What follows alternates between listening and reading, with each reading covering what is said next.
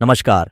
स्वागत है आपका प्राइम न्यूज़ धरनी में, जहां आपको मिलती है भारत और दुनिया की ताज़ा तरीन, सटीक और विश्वसनीय खबरें। आइए देखते हैं आज की 20 बड़ी खबरें।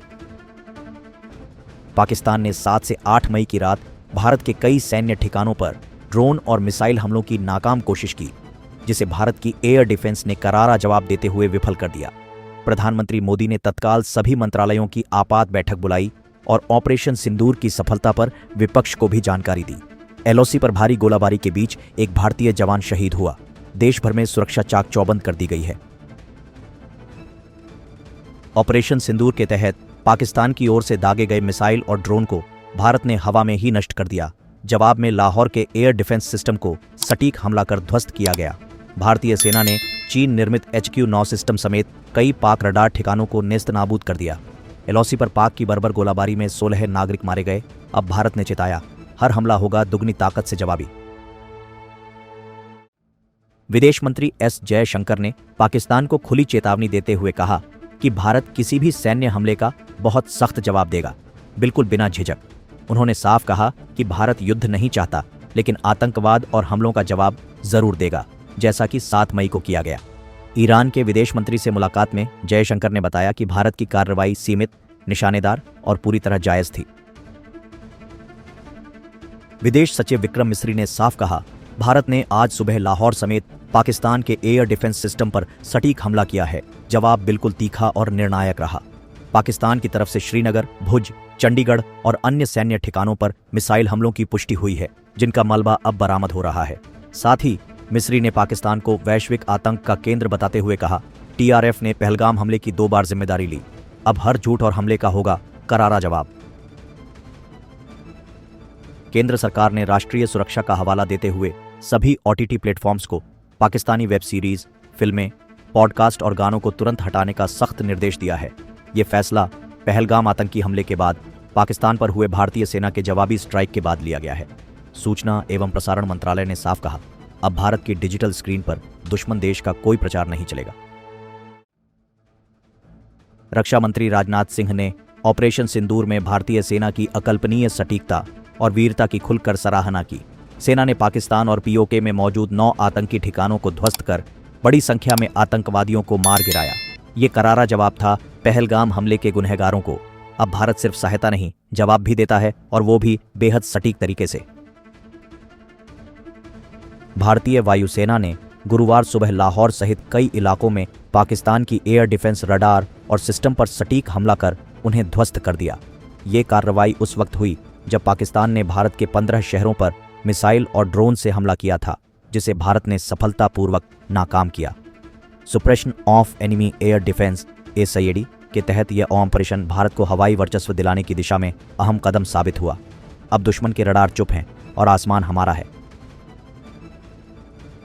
पाकिस्तान की मिसाइल और ड्रोन हमले की नाकाम कोशिश के बाद प्रधानमंत्री नरेंद्र मोदी ने गुरुवार को सेना प्रमुख जनरल उपेंद्र द्विवेदी से आपात बैठक की।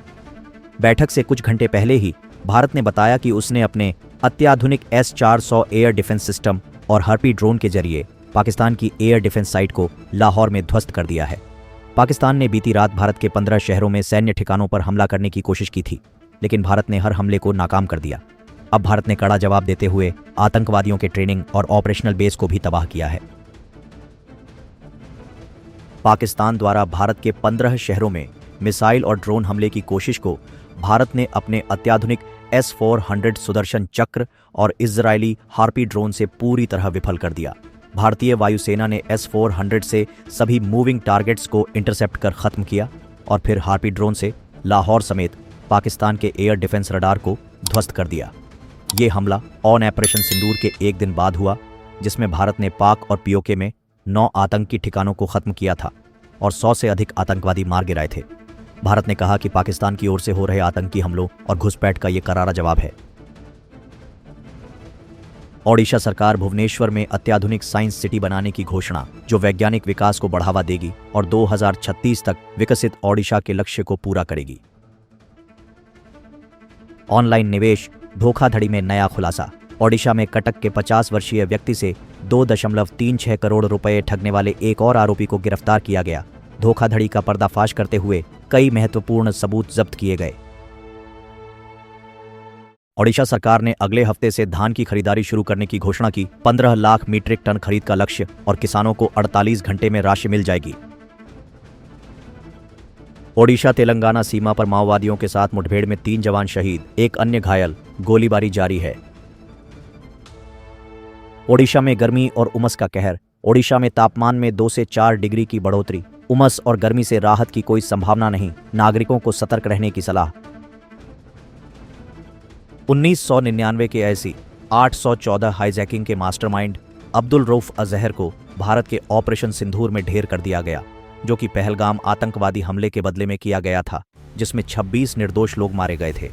अजहर, जो पठानकोट और संसद हमलों में भी शामिल था, पाकिस्तान और पोके में जैश ए मोहम्मद के ठिकानों पर की गई हवाई हमलों में मारा गया। उसकी मौत भारत के आतंकवाद के खिलाफ कड़े रुख का प्रतीक है और सीमा पार आतंकवादियों के खिलाफ बड़ी कार्रवाई को दर्शाती है। पाकिस्तान द्वारा भारत के 15 शहरों, जिनमें जम्मू कश्मीर, पंजाब और गुजरात शामिल हैं, पर मिसाइल हमलों की कोशिश को भारतीय वायुसेना ने नाकाम कर दिया।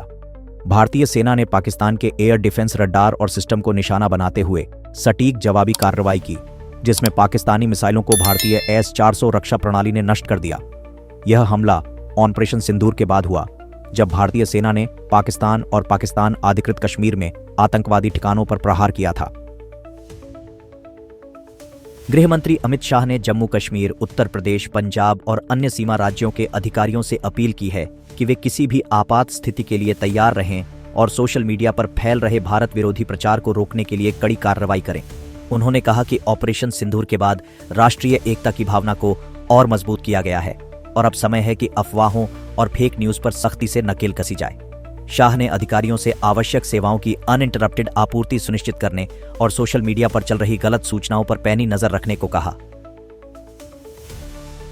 पाकिस्तान की सेना ने बिना किसी उकसावे के जम्मू कश्मीर के विभिन्न सीमावर्ती क्षेत्रों में संघर्ष विराम का उल्लंघन करते हुए भारी गोलाबारी की, जिसमें 12 नागरिकों और एक भारतीय सैनिक की मौत हो गई। यह गोलाबारी भारत द्वारा ऑपरेशन सिंदूर के तहत आतंकवादियों के ठिकानों पर हवाई हमले के एक दिन बाद हुई है। भारतीय सेना ने पाकिस्तान की गोलाबारी का मुंहतोड़ जवाब दिया, लेकिन सीमा पर तनाव और नागरिकों की जाने जाने की घटनाएं बढ़ती जा रही हैं। ऑपरेशन सिंदूर के बाद विदेश मंत्री एस जयशंकर ने जर्मनी और फ्रांस के विदेश मंत्रियों से आतंकवाद के खिलाफ शून्य सहनशीलता की भारत की नीति पर चर्चा की और उनके समर्थन के लिए आभार व्यक्त किया। जयशंकर ने स्पेन, जापान और कतर के विदेश मंत्रियों से भी बातचीत की, जिसमें उन्होंने पाकिस्तान और पाकिस्तान अधिकृत कश्मीर में आतंकवादी ढांचों पर भारत की कार्रवाई पर जोर दिया। यह बातचीत पहलगाम आतंकी हमले के बाद अंतर्राष्ट्रीय समर्थन जुटाने और आतंकवाद के खिलाफ ठोस कदम उठाने के संदर्भ में हुई। सऊदी मंत्री आदिल अल जुबैर की दिल्ली यात्रा पाकिस्तान और भारत के बीच तनाव के बीच हुई है, जो पहलगाम आतंकवादी हमले के बाद और ऑपरेशन सिंदूर के तहत भारत द्वारा पाकिस्तान और पाकिस्तान अधिकृत कश्मीर में आतंकवादी ठिकानों पर हमले के बाद बढ़ा है। अल जुबैर ने विदेश मंत्री एस जयशंकर से मुलाकात की और भारत द्वारा आतंकवाद के खिलाफ ठोस कदम उठाने की रणनीति पर चर्चा की। साथ ही सऊदी मंत्री ने दोनों देशों के बीच शांति और स्थिरता को बढ़ावा देने के लिए विचार साझा किए। तो ये थी अब तक की 20 बड़ी खबरें प्राइम न्यूज धरनी पर। हम हर खबर को आपके लिए लाते हैं जिम्मेदारी और निष्पक्षता के साथ। अगर आपको हमारी ये रिपोर्ट पसंद आई हो तो वीडियो को लाइक करें, शेयर करें और चैनल प्राइम न्यूज धरनी को जरूर सब्सक्राइब करें। हम फिर लौटेंगे कुछ नई और जरूरी खबरों के साथ। तब तक बने रहिए हमारे साथ। प्राइम न्यूज धरनी, सच के साथ सबसे पहले।